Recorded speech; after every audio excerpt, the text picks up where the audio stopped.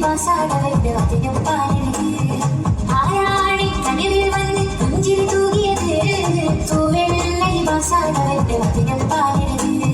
സുന്ദര മന്ദിരമായ മദീനത്തുള്ളൊരു മഞ്ചിരിയോ, ചന്ദന ഗന്ധമിലമ്പവരീതിയ അഞ്ച് പ്രവാചകരോ.